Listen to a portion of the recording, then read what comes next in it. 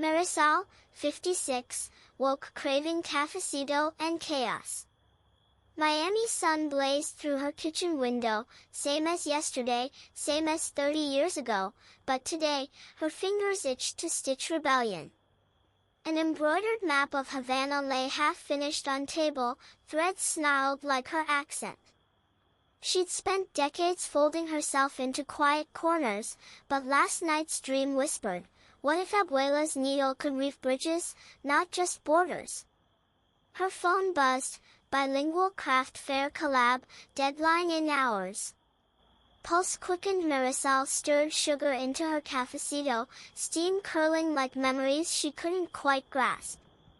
56, her hands, knuckles slightly swollen, fingertips calloused from years of stitching, remembered more than her mind sometimes did. Back in Havana, her abuela had taught her to embroider maps of places they'd never see, thread tracing coastlines they'd only imagined. Now, her own needle hovered over Miami's jagged edges, hesitating. What if her stitches couldn't bridge gap between then and now? Fear sat heavy as a humidity-thick August afternoon, pressing down until even her breath felt borrowed. But this morning, chaos called. A bilingual craft fair collaboration with Haitian seamstresses and Dominican weavers buzzed in her calendar. Marisol chuckled, wiping espresso drips from her blouse. Clumsy steps were her brand. She spread half-finished map across her knees, fingers brushing Havana's embroidered skyline. Somewhere between those tight, perfect stitches and Miami's glittering sprawl, she'd find her rhythm. Down street, a Santero's drumbeat pulsed, saying sound that used to drift through her childhood window. It haunted her now, not with longing, but possibility. Vibes here were different, sure, less Congress, more croquetas, but threads didn't care about borders. She picked up her needle. One stitch a time, she'd weave a new kind of home. Marisol's cafecito ritual usually ended with sticky espresso cups and a half-hearted swipe crumbs, but today, fate left a different kind of mess.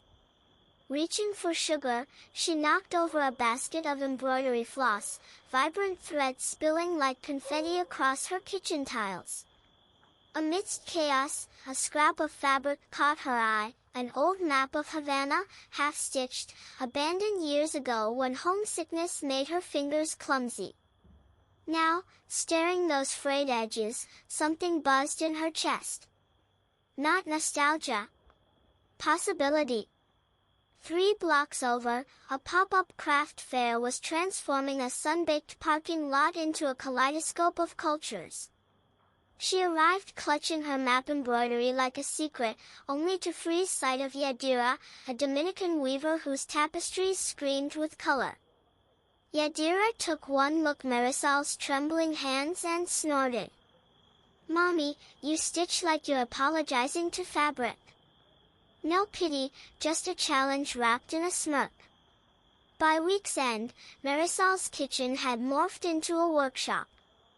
Yadira's crew, a Haitian quilter, a Colombian bead artist, crowded around, trading stories with their hands.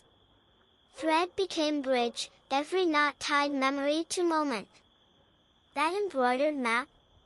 It grew. Havana's streets bled into Miami's grid, Miami's waves curled into Santo Domingo's shores. Mistakes, a misaligned stitch, a clashing hue, weren't failures but fingerprints. Bilingual fair's grand reveal, Marisol's piece hung center stage, edges intentionally raw. A gray-haired tourist mistook it for a souvenir. "No," she corrected, smoothing fabric. "It's a where I've been and a where I am." Around her, women who'd spent decades feeling half in, half out nodded. Map wasn't about geography anymore. It was about making space, for blunders, for blending, for quiet triumph of a 56-year-old who'd stopped waiting for belonging and stitched it herself. Later, sipping cafecito with sticky fingers, Marisol grinned. Chaos, it turned out, was just creativity playing hard to get. Woman stirred sugar into her third cafecito of morning, fingers still sticky from embroidery floss. Outside, Miami humidity clung like regret, but here in her kitchen-turned-studio, stubbornness kept her company. That half-finished map sprawled across her table, threads of Havana blue bleeding into little Havana gold, wasn't just craft. It was a middle finger to decades of almost belonging. 56 years of life, 22 in this city, and still cashiers grinned her accent. Yesterday's craft fair flyer had promised cultural bridges. In cheerful Comic Sans. She snorted. Bridges? Hers were built stitch by stubborn stitch, each knot a silent "I'm still here." She unpicked a crooked Florida coastline, third try this week. Perfection wasn't point, act itself was defiance. Needle jabbed fabric like she'd once jabbed doubt, back when PTA moms mistook her for hired help. Now her hands spoke louder. Those embroidered maps, Calle Ocho snaking into Caribbean waves, weren't nostalgia. They were proof. Rumors of a bilingual fair buzzed through her WhatsApp grupo. Collaborate with gringa vendors? Someone asked. Marisol rolled her eyes but saved date. Let them call it outreach, she called it strategy. If Bougie Coconut Grove wanted authenticity, she'd give them blistered fingers and abuela's stitch patterns, with a markup. By sunset, her fingertips throbbed, but Map's new border gleamed, Miami as she knew it, not postcard pretty but alive, messy, hers. Tomorrow she'd haggle over booth fees. Tonight, she sipped lukewarm cafe, grinning irony. Who knew displacement could be spun into something this solid? Thread by thread, woman who'd once folded her tongue into English knots was stitching herself a compass. And damn if it didn't point straight home. Creator stirred sugar into her third cafecito of morning, fingers still buzzing from last night's embroidery frenzy. Across her kitchen table sprawled a half-finished map of Havana, threads snaking between mango trees and cobblestone streets she hadn't touched in 30 years. Needlework had always been her quiet rebellion, against empty nests, against feeling like a guest in this glittering city. Today, though, her hands itched for something louder. She arrived Little Havana's community center clutching a tote bag stuffed with fabric scraps and audacity. Inside, 12 women, Dominican seamstresses, Venezuelan knitters, even a skeptical Cuban abuela who'd scoffed her flyers, perched on folding chairs.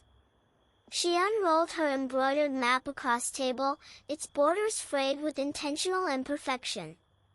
This, she announced, is where we get lost together. Laughter rippled, but fingers began moving. Udelka from Santo Domingo stitched a crimson hibiscus over Port-au-Prince. Rosa, who'd sworn she only crocheted useful things, added a golden key where her Caracas apartment once stood. Marisol's needle hovered, then pierced Miami's coastline with silver thread, weaving her own story into tapestry. A teen in back snapped a photo, #forgotten as her abuela's hands trembled over a forgotten Puerto Rican lullaby pattern. By sunset, Map had become a living thing, its edges spilling onto floor. Skeptical abuela, now elbow-deep in turquoise yarn, suddenly gripped Marisol's wrist. "Mira," she whispered.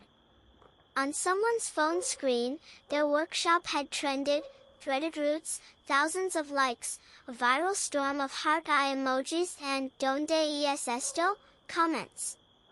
Camera crews would come tomorrow.